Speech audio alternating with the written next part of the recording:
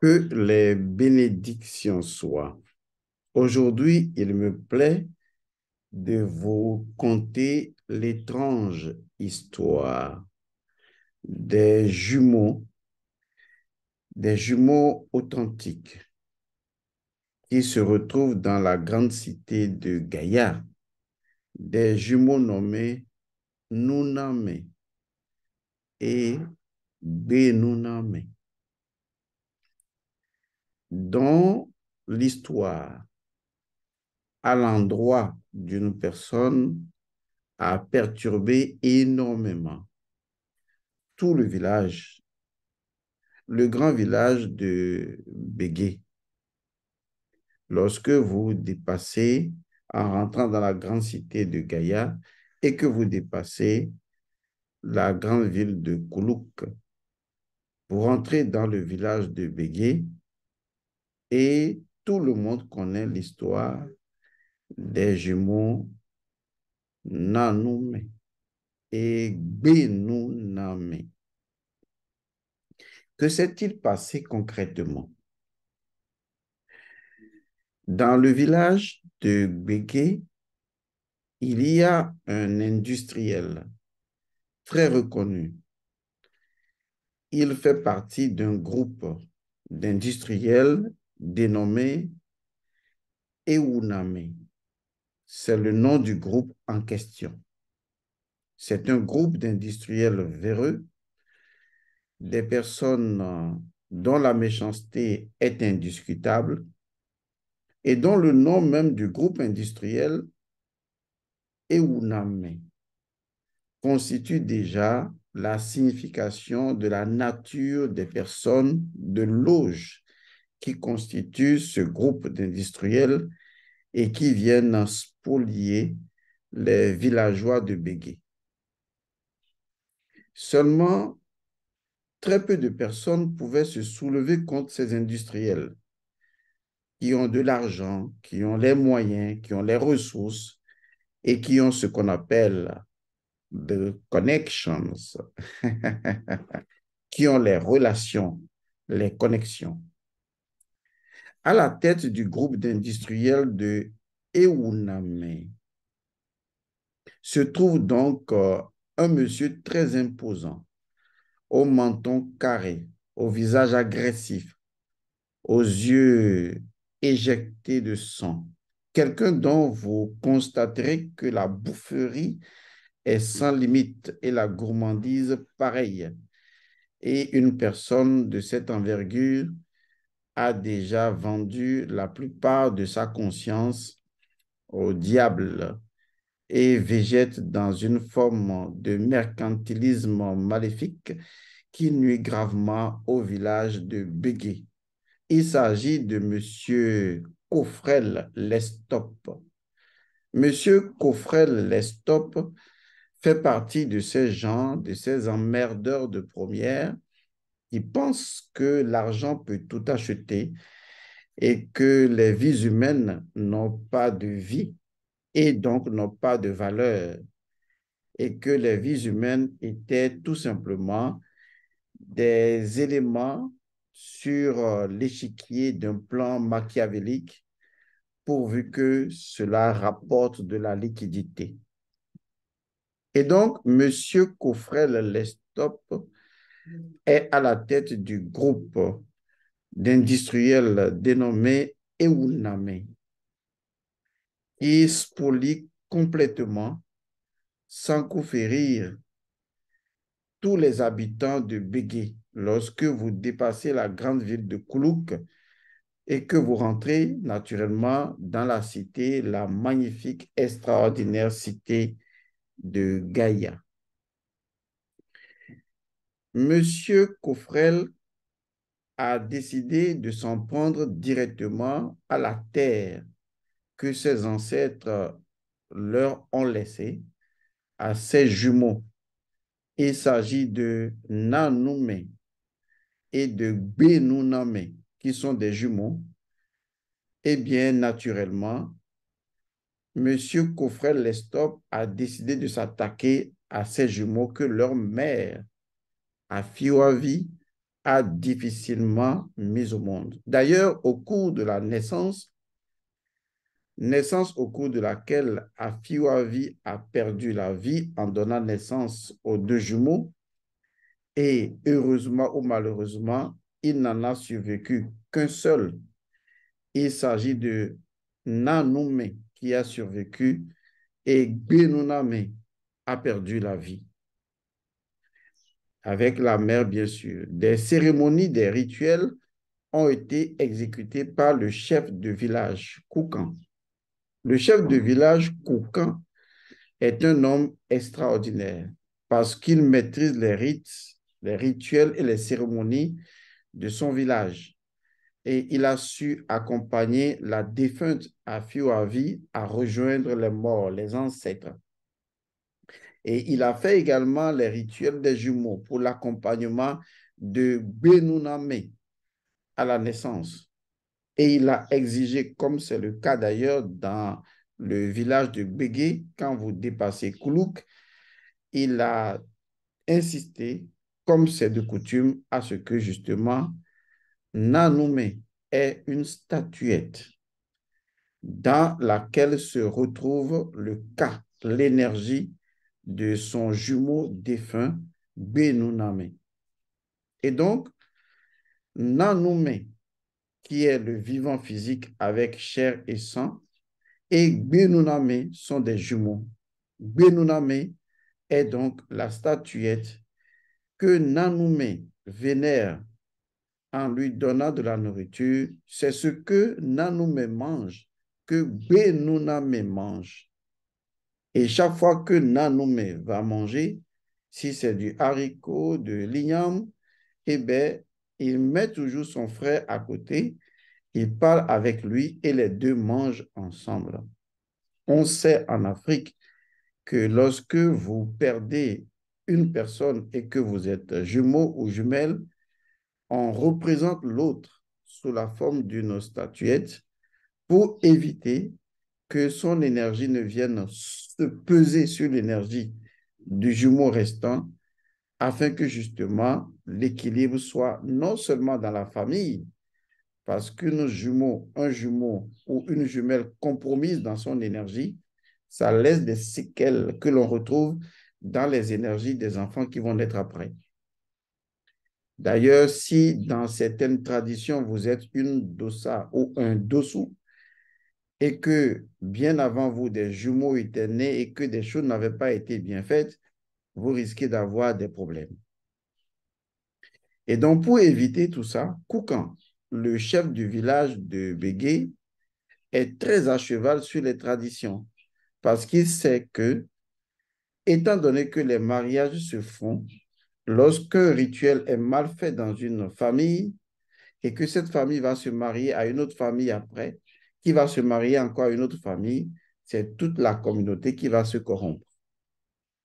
Conscient de sa responsabilité spirituelle de chef, Koukan avait veillé à ce que, justement, Nanoume ait son jumeau à côté, son jumeau décédé, Benuname, afin que les choses soient respectées. Donc, c'est de là où nous en sommes lorsque Monsieur Lestop Coffrel, industriel du grand groupe qui est très bien connu, hein, à savoir le groupe Euname, lorsqu'il décide maintenant de s'attaquer à la terre que lui a laissé ou que lui ont laissé ses ancêtres, de s'attaquer à la terre de Nanoume. Et donc, Nanoume s'est retrouvé le dos au mur et ne sachant pas quoi faire sous les menaces de M. Lestop Coffrel, qui a envoyé des gens pour l'intimider, pour pouvoir le menacer et le bastonner au pied du mur, au bout du souffle, eh bien, Nanoume est reparti voir Koukan, le chef du village, pour lui présenter la situation. Situation qui n'était pas dans l'ignorance du chef du village. Et il lui dit, chef, trop, c'est trop. Nous devons mettre fin aux attitudes de l'Estop Cofrel. On ne peut pas le laisser bafouer la tradition. On ne peut pas le laisser nuire aux habitants de Bégué. Qu'est-ce que nous allons devenir? Et le chef Koukan, qui a très bien compris les inquiétudes de Nanoumé, lui a dit, mon fils, tu peux faire quelque chose. Contrairement à toi, tous les autres deviennent maintenant des hommes d'église. Si tu veux, toi et moi, on peut régler son compte à M. Lestop Coffrel.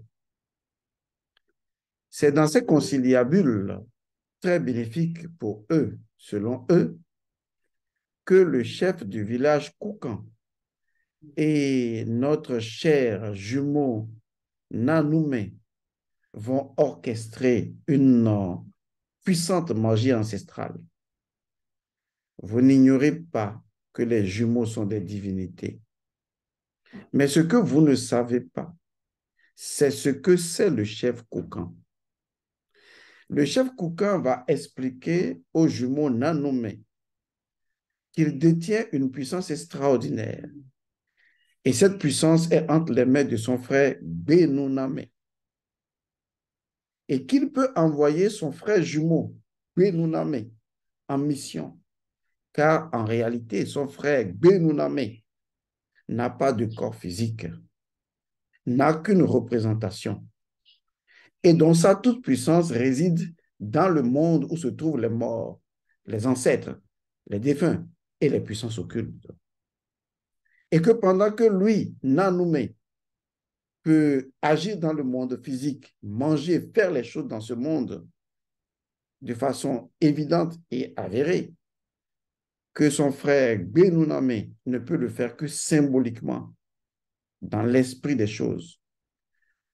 Donc lui, il est la faiblesse de son frère ici, mais que dans l'autre monde, son frère est sa puissance. Et que quand une personne a une jambe de chaque côté de la rive, alors la rivière lui appartient. C'est dans ces conciliabules métaphysiques et mystiques dont certaines explications pouvaient choquer les oreilles sensibles que M. Koukan a confié à notre jumeau Nanoumé comment il pouvait utiliser son jumeau Benounamé pour aller torturer et détruire complètement M. Lestop Coffrel. Il lui dit, de nuit, donne à manger à ton jumeau, parle-lui, confie-lui la situation. Voici le couteau ancestral de nos ancêtres qui reste toujours dans le couvent. C'est le couteau Bion. C'est un couteau dangereux. C'est un couteau Bion parce que c'est un seul coup. Il porte. Ce couteau Bion, prends ce couteau. C'est avec ce couteau que tu vas parler à ton jumeau Benounamé. Donne-lui de l'eau à ton jumeau. Donne-lui à manger à ton jumeau et remets entre les mains de ton jumeau le nom, le prénom et emballe tout ça dans la tranche tranchante du couteau.